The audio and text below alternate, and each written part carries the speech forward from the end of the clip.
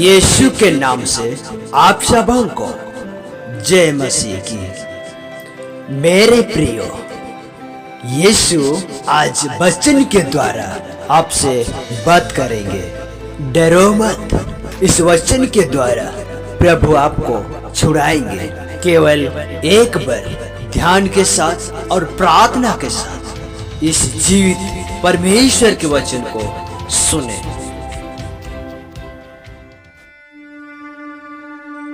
यहोवा की यह वाणी है, क्या मैं ऐसा परमेश्वर हूँ जो दूर नहीं निकट ही रहता हूँ।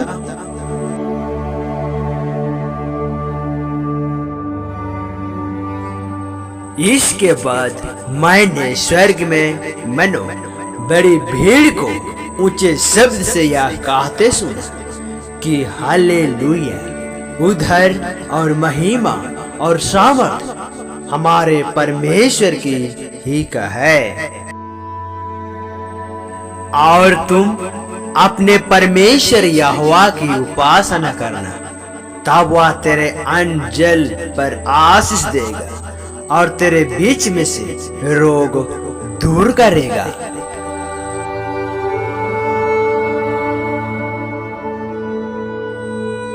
मेरी दृष्टि में तू अनमोल और प्रतिष्ठित ठहरा है और मैं तुझसे प्रेम रखता हूँ। इस कारण मैं तेरे शांति मनुष्यों को और तेरे प्राण के बदलों में रज रज के लोगों को दे दूंगा।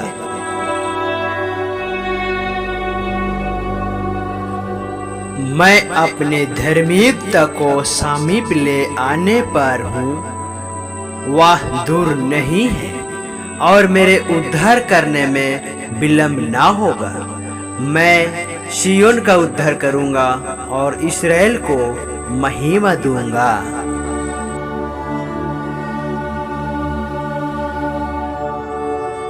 यहोवा ने मूसा से कहा, मैं यह काम भी जिसकी चर्चा तूने की है करूंगा, क्योंकि तेरे अनुग्रह की दृष्टि तुझ पर है और तेरा नाम मेरे चित्त में बसा है।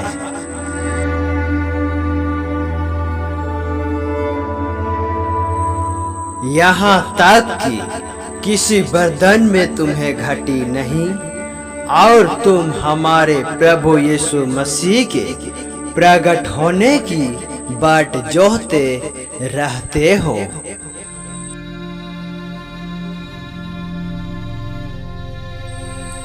मुझे तो निश्चय है कि मेरा छुड़ाने वाला जीवित है और वह अंत में पृथ्वी पर खड़ा होगा और अपने खल के इस प्रकार नाश हो जाने के बाद भी मैं शरीर में होकर ईश्वर का दर्शन पाऊंगा।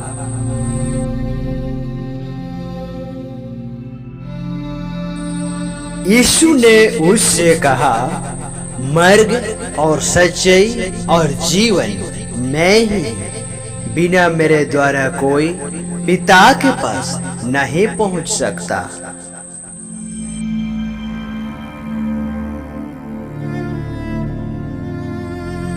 और यहोवा तुझे लगातार लिए चलेगा और कल के समय तुझे तृप्त और तेरी हड्डियों को भारी भारी करेगा और तू सिंची हुई बारी और ऐसे सोते के समान होगा जिसका जल कभी नहीं सूखता।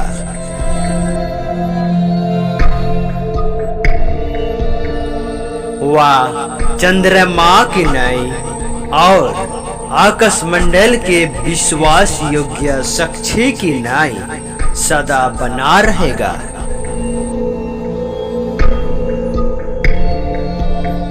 और तुझे अपने हाथ की आड़ में छिपा रखा है कि मैं आकाश को तानू और पृथ्वी की नींव डालूं और सिय्योन से कहूं, तुम मेरी प्रजा हो। और जो सिंहासन पर बैठा था उसने कहा, कि देख मैं सब कुछ नया कर देता हूँ। फिर उसने कहा कि लिख ले, क्योंकि ये वचन विश्वास के योग्य और सत्य है। इस वचन के द्वारा प्रभु आप सबों को बरकत के साथ आशीष दे। आमीन।